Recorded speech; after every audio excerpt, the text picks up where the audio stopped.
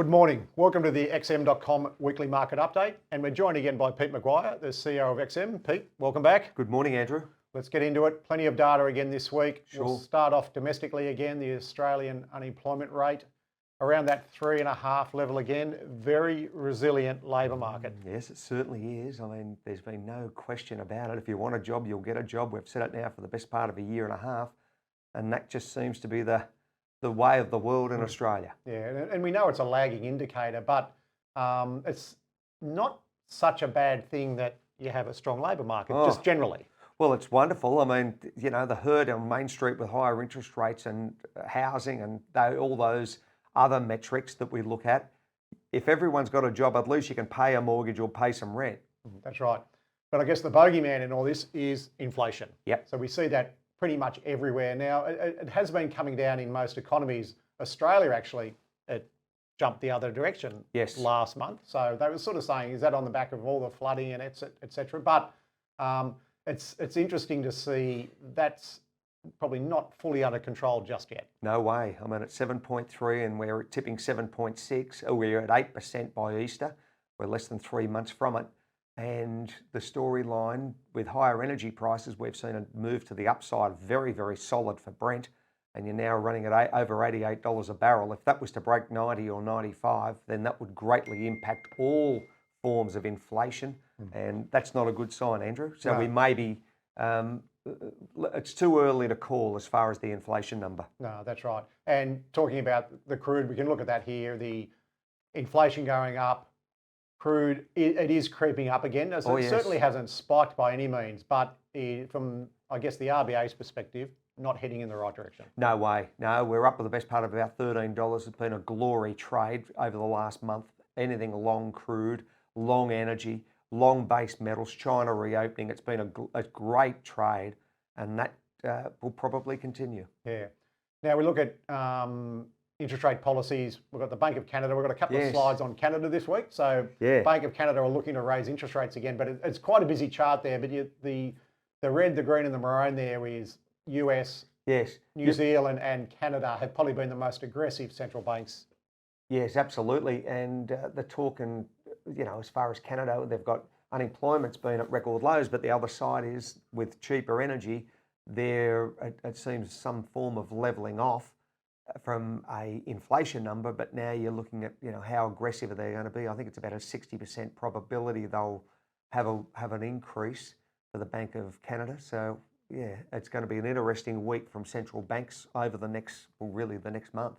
Yeah, and once again, that plays into the CPI in Canada. It has come off a little bit last month, but once again, those numbers are fairly stubborn around that sort of 6.5–7% mark. Yeah. So it is coming off, but I suspect they'd like that to come down quite a bit further. Well, they're a big exporter, as we know, as far as, you know, oil sands and energy. So let's just see how, with higher energy prices, what impact it has to Canada. Yeah, and in relation to earnings, wages, etc., the average earnings going up, which is a good thing. Wages going up, which is probably a good thing, even though that's off an extremely low base or a negative base. But at least they're heading back in the right direction. So, but does that, once again, earning more is great.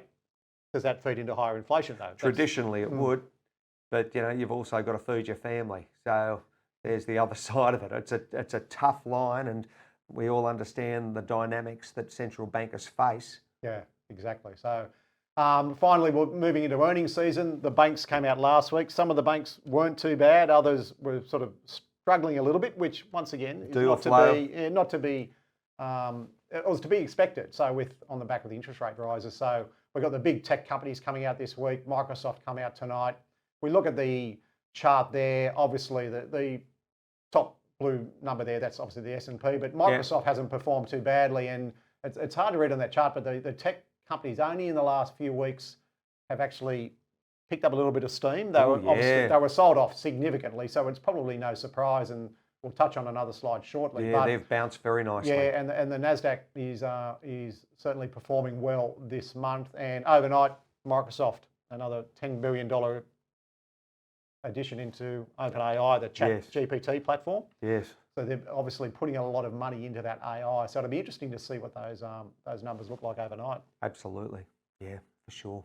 finally found this chart here, the NASDAQ. Yeah, it's a so good it's chart. basically, it's in general terms, it's basically saying if the first 3 weeks of the year is up X%, this is what the end of the year will look like. So it looks at 1, 2, 3, about 7 years there. So 2023, we've got 2023 there saying 6.2. That's actually up around that 9% mark now. Yes. So this is from last week.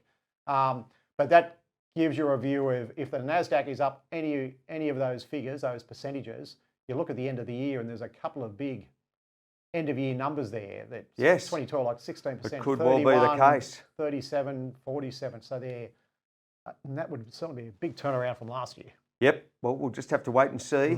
We've both got an opinion on where it'll be. So the jury's out, but the numbers, it's been a very solid move, and they're out of the gates racing in the first 3 weeks of the year. It's been nothing short of spectacular for the NASDAQ. It certainly has. So, but once again, it's probably still all about... It's a long way to run. It's a long way to run, and interest rates are still in play. You bet. Well, we've got the lockdown. We've got Lunar New Year, nothing happening this year, and you're in the heart of Chinatown, and you're feeling that energy, and that's a global, I suppose, energy, the lion dances and everything, and then you're looking at a lockdown from the Fed, no market commentary, media blackout.